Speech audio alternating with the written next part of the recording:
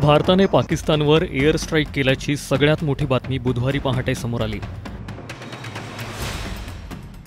भारतीय सैन्याने केलेल्या या कारवाईला ऑपरेशन सिंदूर असं नाव देण्यात आलं होतं।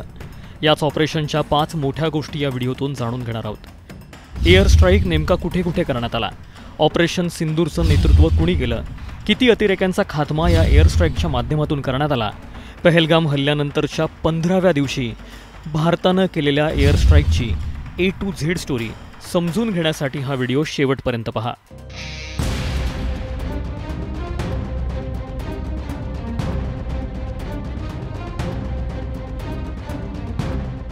भारतीय सैन्यानं 7 मेच्या भल्या पहाटे पाकिस्तानवर एअर स्ट्राईक केल्याचं वृत्त समोर आलं।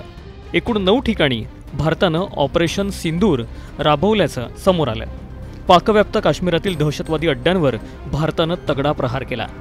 इंडियन एअरफोर्सनं केलेली ही कारवाई पहलगाम हल्ल्यानंतरचं पाकिस्तानला दिलेलं तोडीस तोड प्रत्युत्तर मानली जाते। पहलगाममधील निर्दयी हल्ल्याचा बदला घेत भारतीय सशस्त्र दलांनी मंगळवार आणि बुधवारी रात्रीच्या 1:44 पाकिस्तान आणि पाकव्याप्त काश्मीरमधील दहशतवादी ठिकाणांवर जोरदार हल्ले केले। ही कारवाई अत्यंत अचूक होण्यासाठी फुलप्रूफ प्लॅनिंग करण्यात आलं होतं। नागरिक व लष्करी ठिकाणांना धक्का न लावता थेट दहशतवाद्यांच्या तळांवर निशाणा साधण्यासाठी विशेष तयारी भारतीय सैन्यानं केलेली होती। एकूण 9 ठिकाणी हल्ले करण्यात आले। यामधली 3 ठिकाणं ही दहशतवादाची मुळं मानली जातात। मुरीदके हे लष्कर ए तोयबाचं मुख्य तळ इथंच आहे। बहावलपूर जैश ए मोहम्मदचं मुख्यालय आणि कुख्यात दहशतवादी मसूद अझहर याचं हे गाव। सियालकोट जिथून लष्कर आणि जैश भारताच्या जम्मू सीमारेषेवर दहशतवादी घुसखोरी करत। मुरीदके, बहावलपूर, कोटकी, गलपूर, कोटली, भिंबर, चाकमरू आणि मुझफ्फराबादमधील अन्य 2 ठिकाणं अशा एकूण 9 ठिकाणी भारतानं हल्ले चढवले।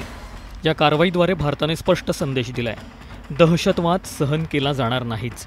ज्यांनी भारतात रक्त सांडवलं त्यांचं आता काही खरं नाही असा इशाराच भारतानं या एअर स्ट्राईकच्या माध्यमातून दिलाय। पण ही 9 ठिकाणं निवडली कशी गेली त्यामागेही एक कारण सांगितलं जातं। ANI मधील सूत्रांच्या हवाल्यानं मिळालेल्या माहितीनुसार भारतीय लष्करानं हल्ल्याच्या ठिकाणांची निवड ही अत्यंत विचारपूर्वक आणि उद्देश डोळ्यांसमोर ठेवून केली होती। भारतात दहशतवाद पसरवण्यामागे ज्या जैश ए मोहम्मद आणि लष्कर ए तैयबा या संघटनांचे टॉप लीडर जबाबदार आहेत त्यांच्यावरच थेट निशाणा साधण्यासाठी ही कारवाई रचली गेली होती। ते ध्यानात ठेवूनच मुळावर थेट वार करण्यासाठी हे 9 टार्गेट भारतानं निवडल्याचं जाणकार सांगतात। यामागचा उद्देश अत्यंत स्पष्ट होता, दहशतवादी कारवायांना पाठिंबा देणाऱ्या नेतृत्वावर थेट प्रहार करणं। दरम्यान मीडिया रिपोर्ट्सनुसार राफेल विमानांच्या माध्यमातून भारतीय सैन्यानं अचूक टार्गेट साधल्याचं सांगितलं जात आहे। ही विमानं अतिशय दूर असलेलं टार्गेट अचूक साधण्यासाठी स्काल्प क्षेपणास्त्र टाकतात, ज्यामध्ये 500 किलोमीटर अंतरावरील टार्गेटचा मारा करण्याची क्षमता स्काल्पमध्ये असते। ताशी 1000 किलोमीटरच्या वेगानं स्काल्प मिसाईल मारा करू शकतं। शत्रूच्या रडारवर दिसत नसल्यामुळे स्काल्पद्वारे यशस्वीपणे हल्लाही चढवता येतो। भारतानं केलेला एअर स्ट्राईक हा पाकिस्तानच्या सुमारे 100 किलोमीटर आत करण्यात आला। विशेष म्हणजे पंतप्रधान नरेंद्र मोदी हे स्वतः देखील हे ऑपरेशन मॉनिटर करत होते अशी ही माहिती समोर आली आहे। Targeted and successfully destroyed.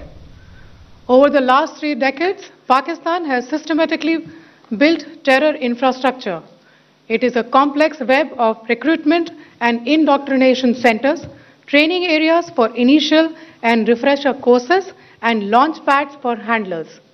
These camps are located both in Pakistan as well as Pakistan occupied Jammu and Kashmir areas. Some of the well-known training camps are located, as you can see on the screen.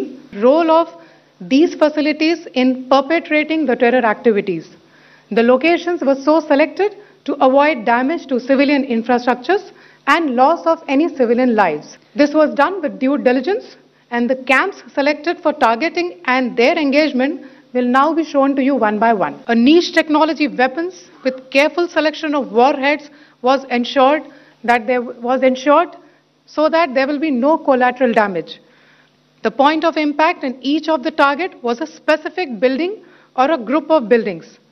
All the targets were neutralized with clinical efficiency, and the results reiterate the professionalism of the Indian Armed Forces in the planning and execution of their operations.